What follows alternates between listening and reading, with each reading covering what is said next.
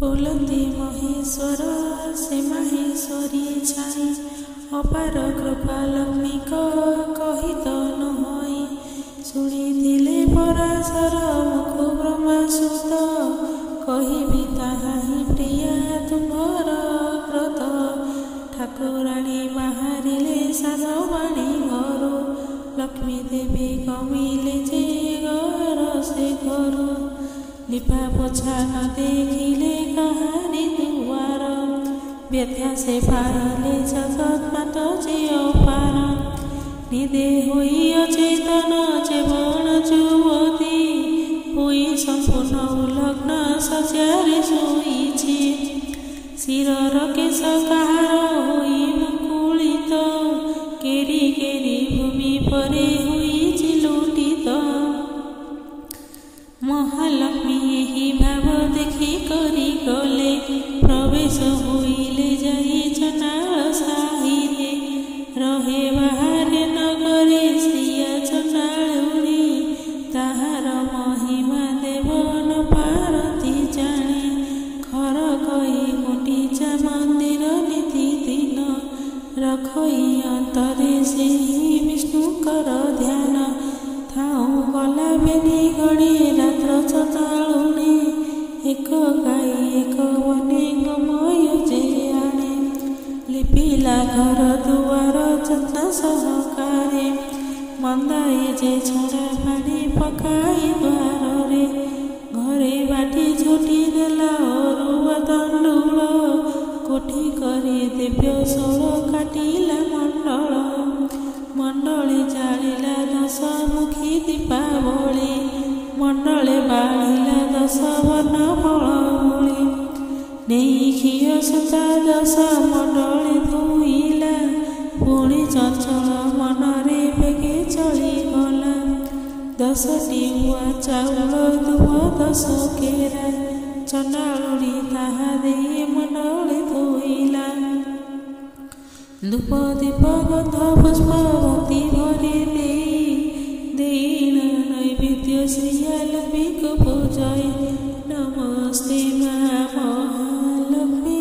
नमो कमलिनी जन्म मोर निज कुले ओठे चंडालुणी घर ओठे चंडाल साहिरे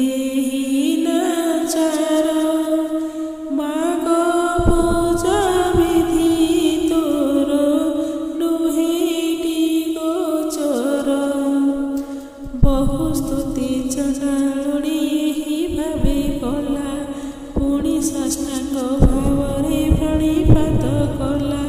सेही बाटे सागर दुलणी गमुथिले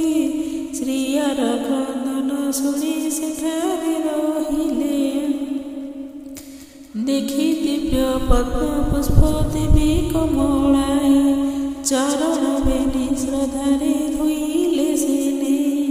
बोइले प्रसन्ने श्रिया मागैल पुतु पर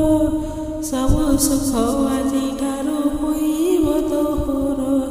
श्रिया देई कर सिरे विनय कहि मागी बिकी पर माग मागी आसे नाही प्रसन्न हेल जदि तुमे मो परे जेबे देवा कहि वर मानस तुम्हरे देव मोर गोष्ठ को लपे पद्म गाई भंडार कुबेर समाधान दिय तुहि देव कोल को नंदन करे सुनाबाहे बसी विचारी जुगरे अमर मोहई शुणिमा गुणी श्रियार लक्ष्मी ठाकुराणी तुहि लो श्रिया बोलती हेलु कि बायाणी